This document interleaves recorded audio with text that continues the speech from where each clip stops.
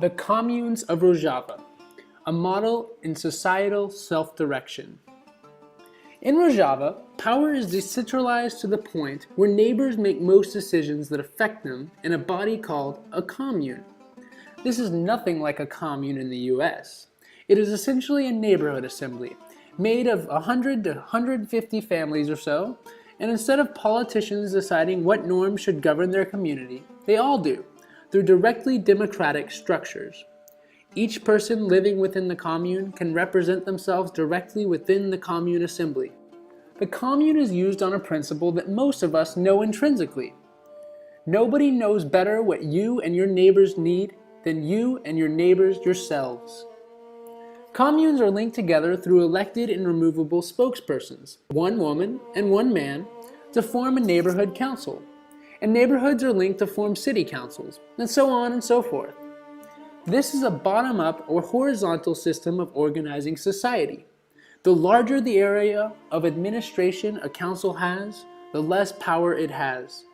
For example, in the largest city in Jazeera Canton, Kamislo, there is a neighborhood called Corniche. In Corniche, there are 58 communes. Of these communes, 3 are Assyrian and Armenian, 3 Arabic, and 52 Arabic and Kurdish mixed. These 58 communes form the Corniche Neighborhood Assembly, but the heart of power remains in the individual communes themselves. Women and young people also can and do organize their own communes separately. The commune is made up of committees which residents can sign up for. To name a few, the Women's Committee, the Youth Committee, Healthcare Committee, Economic Committee, Safety Committee, Neighborhood Defense Groups, and Peace Committee. Transformative justice says the first line of defense. In order to really understand how communes work, we have to go through the committees one by one. Defense Committee, or Safety Committee.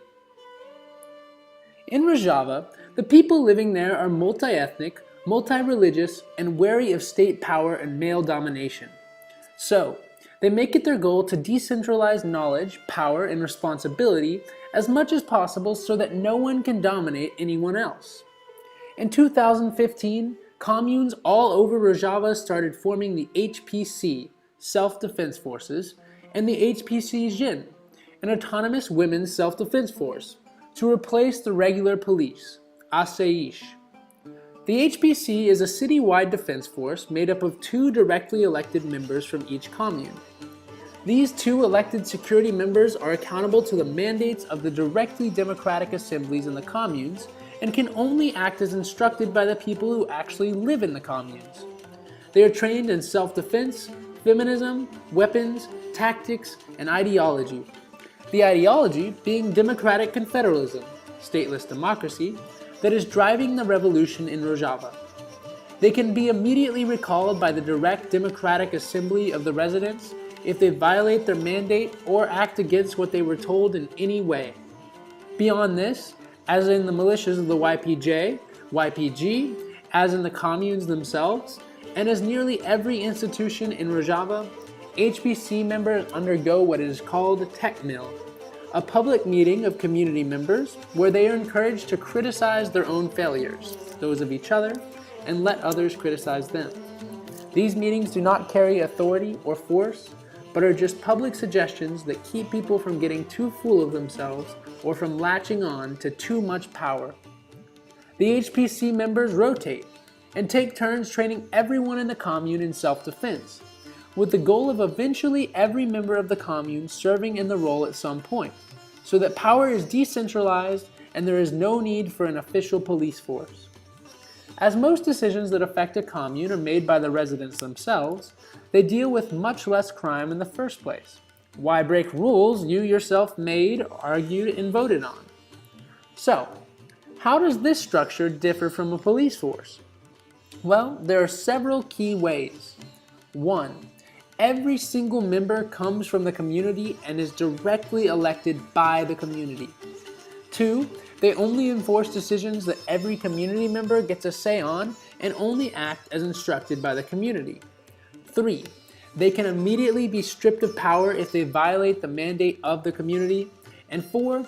They rotate, and their power is eventually dispersed to everyone so that safety becomes not the responsibility of a special professional body, but of the whole of the community.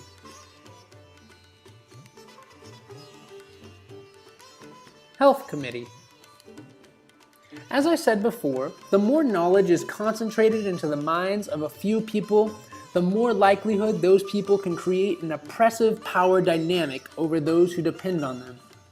For those living in the communes, access to good health care is vital, especially in an area always under threat by hostile states and fundamentalist groups. In such a situation, it benefits no one for health knowledge to remain the domain of professionals. The people of Rojava see the dispersal of this knowledge as the reclamation of traditional knowledge that had once been passed down through women, but had been stolen from them by the state, guarded by powerful men, and sold back to the people for profit. As Haval Azad, a member of the Health Committee for Jazeera Canton, pointed out, the problem is that before the revolution, there was a deep connection between health and the power of the state. So we are building up a new system with a new basis, trying to remove this connection. Health is one of the key areas which is represented by specific structures and institutions in the new system. So the main aims for health in Rojava are 1. To solve the problem of relations between health and power, or the party. 2. To critique and rebuild the relationship between society and doctors. And 3. To return ownership of health to society. Everything is centered around self-organized committees, and if we organize around these committees, the state will disappear. So how is health, knowledge, and care decentralized at the commune level? As I said before, the goal is to decrease reliance on professionals whenever possible. To do this, each commune elects 2 heads of the health committee, 1 man, 1 woman, who are trained by doctors. These co-chairs then train every commune member who wants to learn in basic first aid and often even more advanced aid. This keeps valuable health knowledge from being centralized and allows life-saving action to be dispersed. The communal healthcare model seeks to combine the latest in medical technology and research with traditional natural medicine without discounting the value of either. In April of this year, Halanj, village near Kobani, was reported to have achieved medical autonomy through their self-organization in communes. 4 of the communes in the village, together part of the House of Communes, established a medical center for themselves and the surrounding area. The villagers chipped in what they could to buy pressure gauges, sugar testers, and other medical tools such as sterilizers and syringes to be stored in the village medical center. The role of natural medicine is encouraged by education so people can learn about their own bodies, and some communes are even coordinating excursions for gathering herbs to start to get back the wealth of the local knowledge that 5,000 years of state and patriarchal systems have attempted to destroy. From Kandil, a region in Iraq where Kurds have formed some autonomous villages, also under democratic confederalism, we have the example of the village of Binar, where residents volunteer to plant and harvest the sumac herb together, taking what they need for themselves and distributing the rest to relatives and neighbors. A resident, Amin Mehamed, told a journalist, "Sumac contains many healthy features. It is also used as a medicine for many health issues. It is effective against high blood pressure, it strengthens the gums, and is very beneficial for children as well. But it should be enjoyed only in healthy moderation, and not in abundance. It is also deemed a medicinal herb. It grows in almost the entire region, and it is also effective against diabetes." An important aspect that cannot be overlooked is women's health needs and the way in which women are organizing to meet them. Again, we can turn to Azadî. The point is to give people education at the commune level so that they can have the knowledge and decide for themselves. In this education, people are made to think about, for example, the consequences of having many children if you do not have any money, and what the future might be like for your children. People are thus given the chance to decide for themselves how many children they want to have. Women can use this knowledge how they would like and have easy access to birth control. The last crucial piece of the health committee is prevention of illness in the first place. Azadî noted how states spend tons of money on treating illnesses but don't put the same resources into prevention. I'll close this section with her words. The state system looks at society as if it is sick and needs to be cured, but it is the system itself that is the illness of society. The Peace and Consensus Committee. A common problem facing much of Western society, especially in suburbs sick with social isolation and atomization, is our knee-jerk response to any slight annoyance from our neighbors just to call the police instead of actually having face-to-face conversations with our neighbors. The suburbs seem to me like the antithesis of the Rojava commune. They are largely places to return to after a long day at work, maybe wave to our neighbors as we get the mail, and then rush inside to watch some mindless TV and rest before having to start the day all over again the next day. Outsourcing our conflicts to the police is the easy way out, and over time, we have forgotten how to handle things ourselves or on a communal level. Out of sight, out of mind. One phone call, and we never even have to follow up to hear whether our neighbor was locked in a cage or ground through the gears of a faceless court system. We have already talked about how rapid response to an issue is handled differently in Rojava than in most anywhere else, with elected and accountable community members rather than a professional police force. But what about justice? How would a commune take on a project like that? Are there courts in Rojava? Yes, there are courts. We could do a whole video on how these differ to American courts, but since we are focusing more locally on the communes, suffice it to say that in Rojava, only about 1/3 of social disputes ever reach a court. Every other dispute is solved within the communes themselves through the Peace and Consensus Committees. These have a long history in areas where democratic confederalism took hold, working clandestinely until the revolution. Peace and Consensus Committees are organized bodies in every commune in which neighbors try to resolve disputes through consensus. They usually meet in informal places like homes, meeting houses, and the like. These committees have a dual structure. The general committees are responsible for conflicts and crimes. The women's commissions are responsible for cases of patriarchal violence, forced marriage, plural marriage, and so on. They are directly attached to the women's organization Congreya Star. In Rojava, conflicts arising from patriarchal violence are not to be judged by men. Every resident of the commune comes together to elect the 5 to 9 people who make up the committee, with at least 40% of the members required to be women. The committee members are usually those with a reputation for bringing together conflicting partners. Like the HPC, rotation is usually frequent, so everyone eventually gets the experience of peacemaking. The goal of these committees is not to focus on punishment or blame, but rather to achieve a consensus between disputants. If someone commits an action that is outside community norms, the communes seek to get to the bottom of the person's reasonings and to understand the conditions that led the person to harm others. They are guided by the question, how can we eliminate the conditions causing this person to harm? Instead of, how can we harm this person who harmed others? Of course, if it turns out that the community norm a person broke no longer makes sense to the people living there, it can easily be changed thanks to the flexibility of direct democracy in the commune system.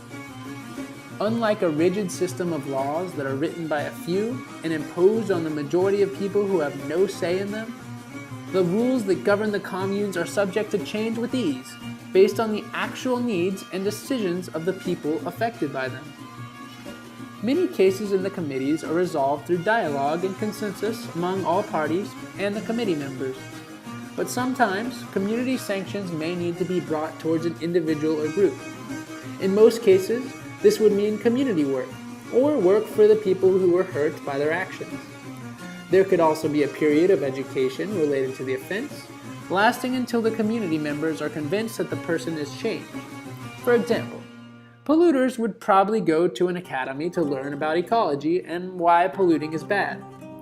Other sanctions could be a fine, work in a cooperative or public service, exclusion from the commune, social isolation, for some people the hardest of all, boycott if the convicted person is a shop, temporary relocation to another neighborhood, and seclusion from some public rights.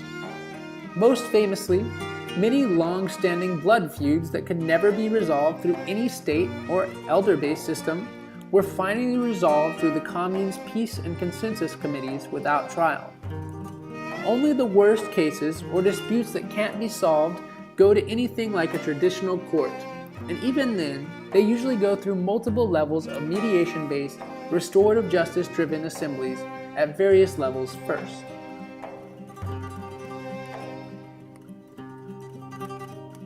Economic Committee. Solve your problems yourself and do not wait for others to do it. Motto of Shekso Village, Kamishlo countryside. A growing part of Rojava's economy is the cooperative. Cooperatives are democratically controlled by all of the participants, without control by bosses or state bureaucrats. Often in Rojava, it is participants of the communes who decide what cooperatives to open. This method might be even more representative than worker-owned cooperatives because the entire community, even beyond those who work at a business, are often affected by the decisions made by it, and here they too get a say. An economy based on participatory democracy instead of managerial feudalism encourages the consideration of factors beyond just money. A community is never going to vote to pollute their own neighborhood, for example. The current global economy allows people, especially CEOs and executives, to make the decisions that affect the lives of many, but avoid dealing with any of the consequences. The cooperative economy in Rojava is an antidote to this. I should stress that cooperatives have been much slower to develop than other structures of the revolution in Rojava. The Syrian regime for years imposed monocropping of wheat, controlled by large landowners on the region, and Rojava's economy was dependent on other parts of Syria before the war. Since the war, the region has been under embargo from all sides, including from Turkey and the much more state capitalist-oriented Kurdish regional government in Iraq. The economy before the war was also very much feudal.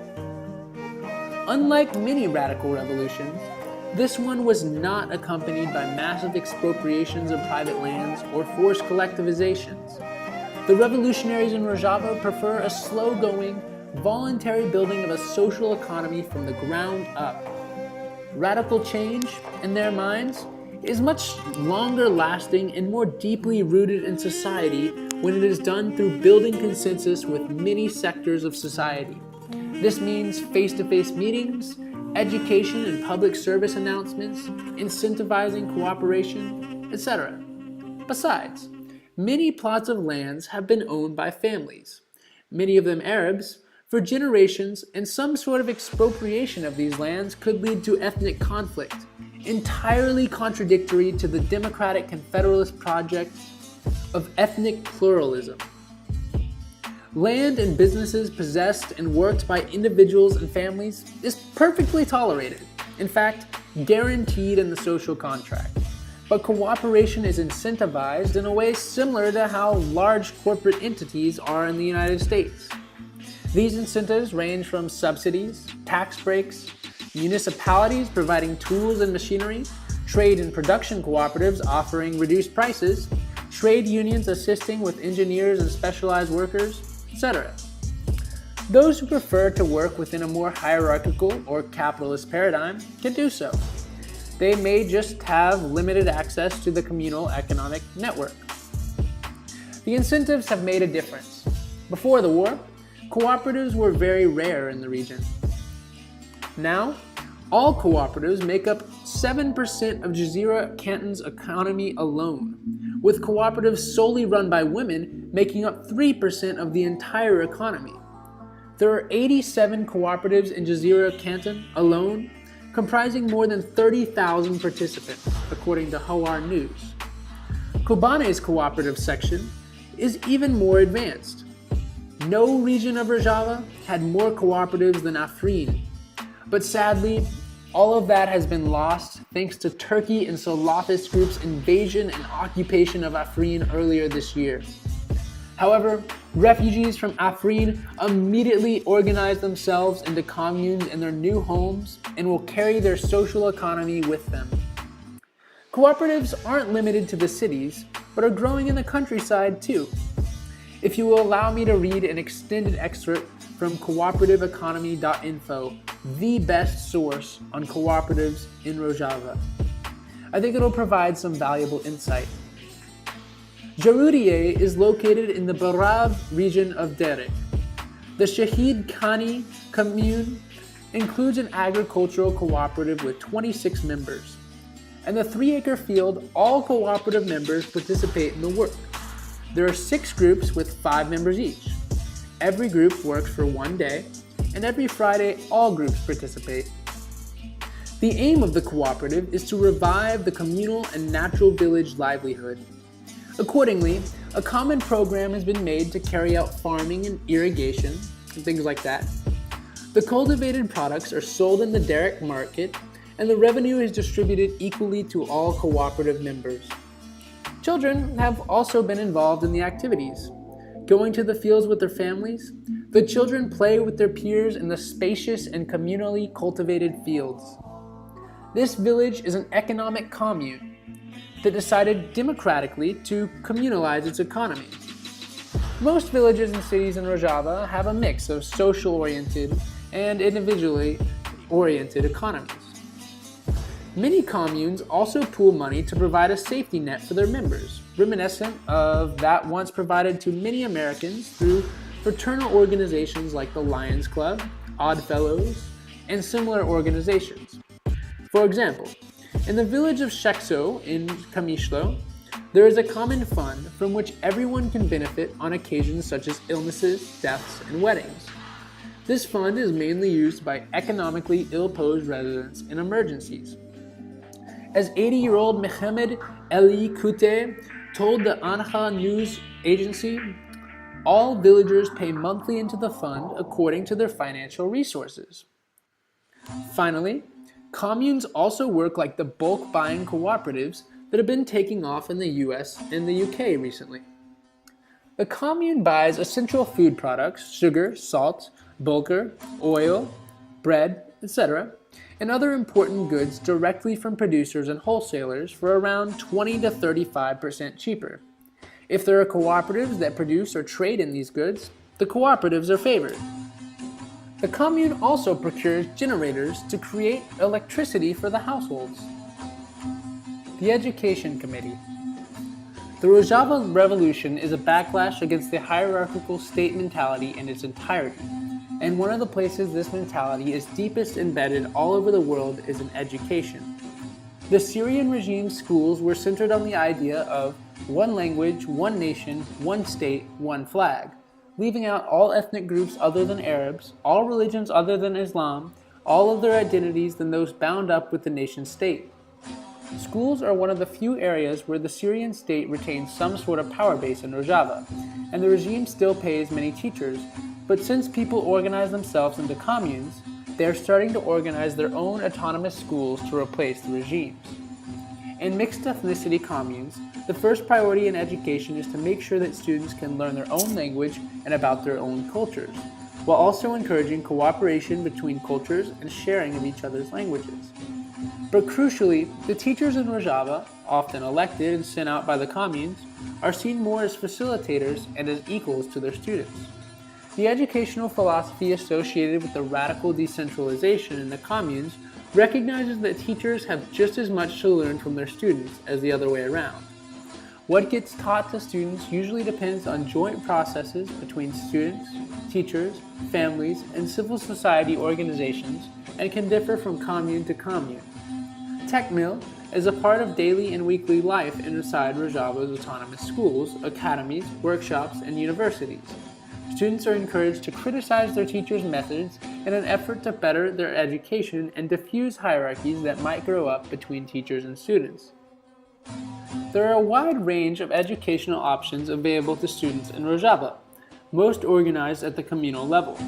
The schools are somewhat similar to schools everywhere else, except that the classes are more project-based, students have much more say in decision-making, and teachers are seen as facilitators, not in charge.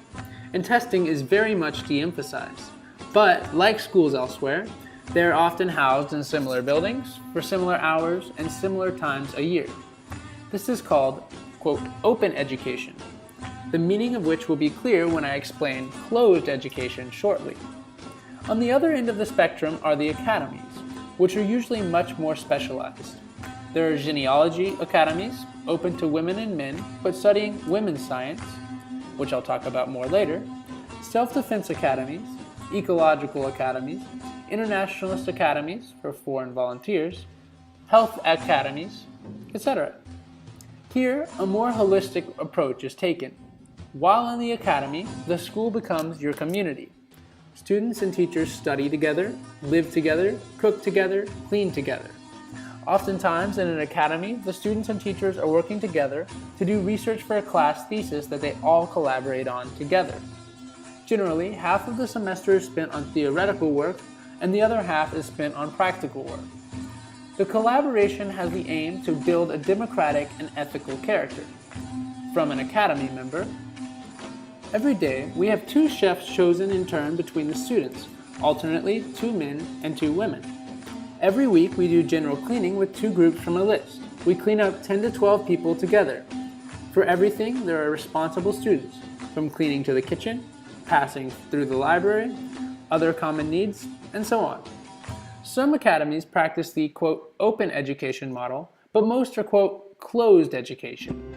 This education is intensive and meant to eliminate distraction for the time of study. Attendees give up their cell phones for the whole week.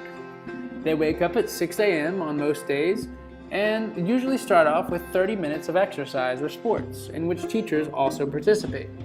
They follow by cooking breakfast and then begin 4 hours of lessons, stop down for a 2-hour lunch break, and then resume classes from 2 p.m. to 5 p.m. Until 7:30 or so, students and teachers cook and eat dinner and socialize, followed by a circle reflection on the day's activities until 9:30, after which is time for relaxation. Sundays through Thursdays are spent like this, and students usually leave campus on Friday or Saturday.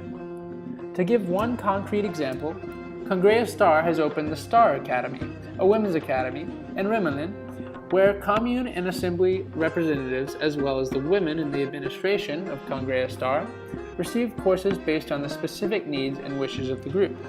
The courses that are offered here give some idea of some of the more popular classes offered throughout Rojava.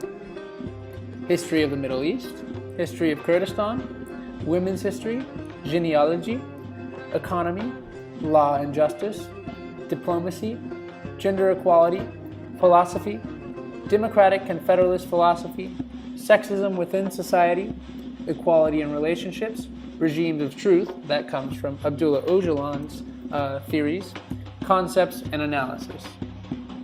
In addition to schools and academies, communes and committees are always organizing workshops that people can attend on subjects like self-defense training, first aid training, driver's education, sports, cinema, cultural activities, and more.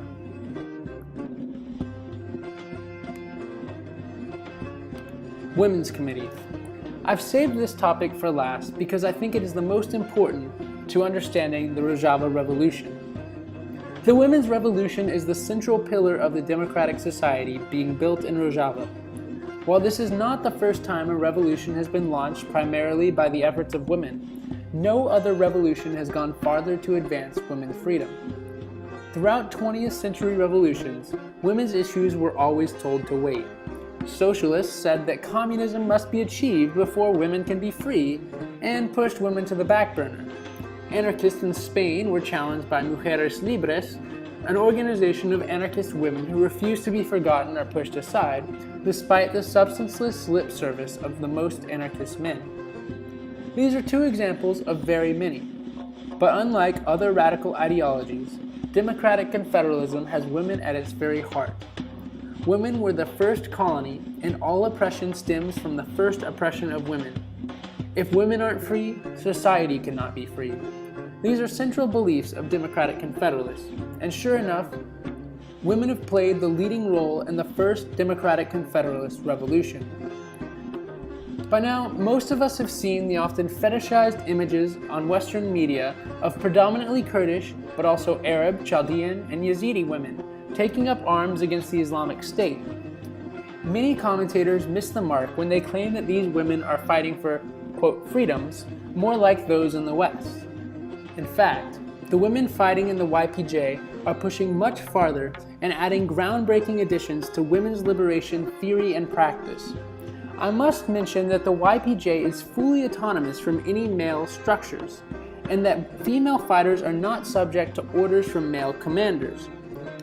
But there are plenty of videos out there focusing on the broad-scale organization of the women's protection units, but very few focusing on the women's struggle at the communal level. Women in Rojava aren't only fighting against horrifically patriarchal militants like the Islamic State or the Salafist mercenaries backed by the Turkish state. They are fighting against the patriarchal mindset that has dominated the very societies in which they live for thousands of years, and which has even been infused into their own thought patterns. Democratic confederalism, while centered in Rojava, northern Syria, is also being practiced in other parts of northern Iraq and southern Turkey, and in all of these places, hegemonic patriarchal ideas have encouraged honor killings, exclusion of women from the social sphere, forced marriages, child marriages, torture, and sexual violence against women. While Rojava as a whole banned all of these things as soon as the revolution began, real change happens locally, village to village, street to street, house to house. Women's committees in the commune spend much of their work going door to door and talking to women, hearing their complaints, providing historical perspective, and encouraging women to join the movement. Men are also encouraged to help in the struggle for women's freedom, to, quote, kill the dominant male, unquote, inside of them by educating themselves, listening to the women in their lives, and holding their friends accountable. As feminists were the first and most consistent to point out, patriarchy harms men too, encouraging them to suppress their emotions and to try to fit into an impossible mold of an ideal man. Men benefit from joining the fight against patriarchy by becoming more fully human with all the complexities that entails. Emotions like affection, sadness, touch, fear, and so on. Indeed, education is a massive part of daily life in Rojava, and genealogy, a social science formulated by Kurdish women, meaning the science of women in free life, is institutionalized in all schools, militia academies, HPC training, and youth groups. As I said before, the communes run on direct democracy, where any member of the commune who wants to come to a meeting can propose, discuss, debate, and vote on the policies that govern them. Just like in every meeting in Rojava, in order for a commune meeting to have quorum, at least 40% of the attendees have to be women.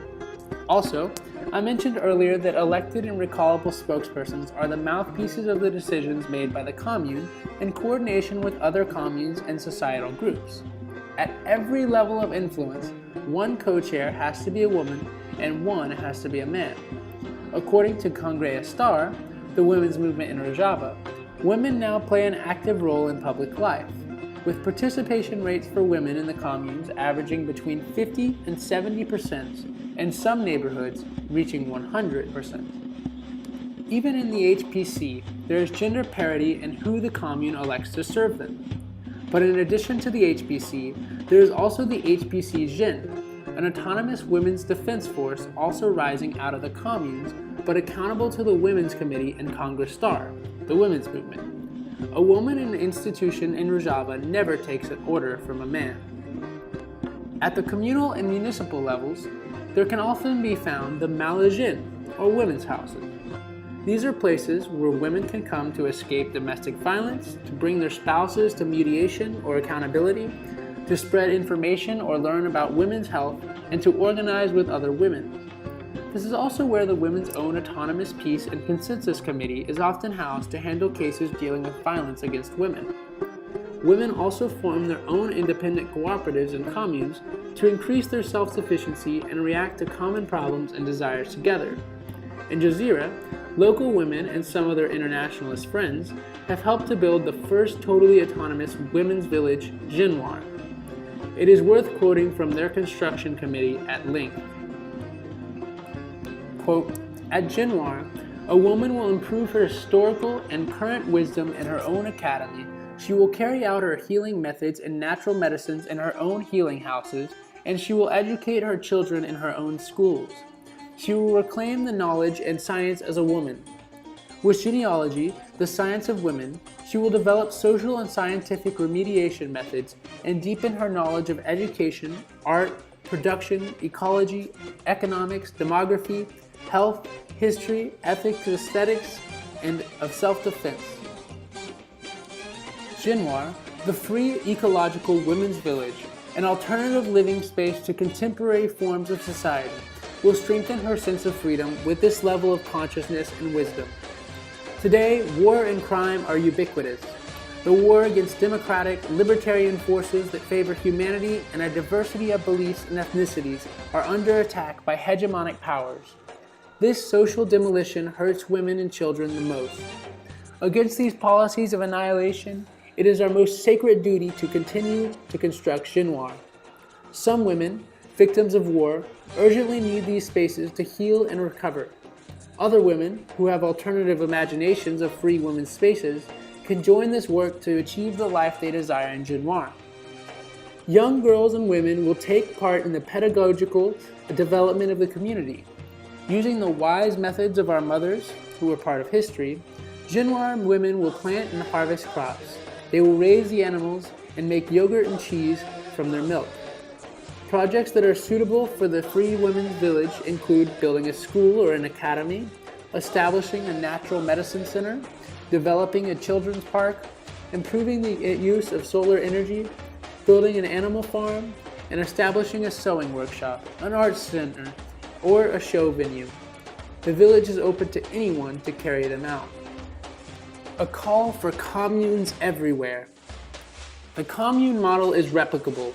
I believe that we can organize similar structures right here in the United States, in Europe, Africa, Latin America, and Asia too. Not only do I believe we can organize similar structures, but I believe we have no choice. The isolation endemic to our society, the mass shootings, the ecological catastrophes wrought by economies focused on endless growth instead of scaled down to the local level and based on sustainability, makes the formation of autonomous communities a necessity. But there are no shortcuts here. We can't just tick a box on a voting machine. We can't ask a politician to build this for us or put our faith in historical inevitability or individualistic lifestyle choices. There is no substitute for the work, the really hard work. But I can promise you, the work we have to do now to organize ourselves will be much easier than the cleanup work required to make our homes and our planet inhabitable again after we push the community building work aside until the next global catastrophe. The Rojava communities built up the groundwork for these structures over the course of years through face-to-face, street-to-street, house-to-house meetings. They did this almost entirely clandestinely at first, but still managed to include as many people and ideas as possible and avoid becoming a vanguard-like authoritarian group of professional social engineers. They worked, they played, they worked some more, and they kept their eyes out for an opportune moment to go public. They seized a moment when the Syrian regime had largely fled their neighborhoods to focus on the war in the south of the country, and so there was a vacuum to be filled. They had done the hard work, so when the vacuum needed to be filled, they had the structures in place to fill it. Most importantly, they made their work fun. They danced, they sang, they played, they laughed, all throughout the entire process. They didn't get bogged down in meetings more than they had to, but they got serious when the times demanded it. The communes made these alternative lives together possible because people have built direct democracy in their neighborhoods. The massive problems we in America need to address, police brutality, climate catastrophe, racism, ethnic and religious hatred, gun violence, misogyny, loneliness, all would be much more easily and systematically addressed if we had a strong communal basis to embark from. In other words, commune. Building communes is something we can do too. We can gather our friends and neighbors, be more social with them, share the joys of what life in common can be, and then realize that together we have power. Like the Black Panthers did, we can stop depending on the state to meet our needs and set up spaces to meet our needs among each other. Unlike the Black Panthers, instead of building up a hierarchy, we can decentralize power by encouraging consensus and participatory decision making. Even just starting with a barbecue or block party just to get to know your neighbors. Doing this a few times a month and slowly starting to talk about issues affecting you and your neighbors can be a great start. Then you and your neighbors might discuss how you can solve these problems together with what little resources you have instead of waiting on the government or corporations or nonprofits or anyone else but yourselves. Whether it's filling potholes on your street, building a tool library, hosting language lessons, or going to the gun range to learn how to defend yourselves, there's a lot you can do here and now. But when you do these things, don't do them individualistically. These should be things groups of friends, neighbors, and families do together, not hoarding the knowledge themselves, but sharing it with others. We can discuss not calling the cops when we feel unsafe, but relying on each other as first resorts. We can set up carpools to doctor's offices, volunteer ourselves to check on elderly folks instead of entrusting that to the police or neglecting them. The social events among neighbors can start ending with quick, more official meetings to actually discuss and vote on community norms that you all take responsibility for implementing and enforcing. Finally, once these alternatives are built, you can discuss how you can defend them and how to spread these ideas to nearby neighborhoods. There is no master plan available to us. As the Zapatistas say, we have to make the road by walking. So let's get started.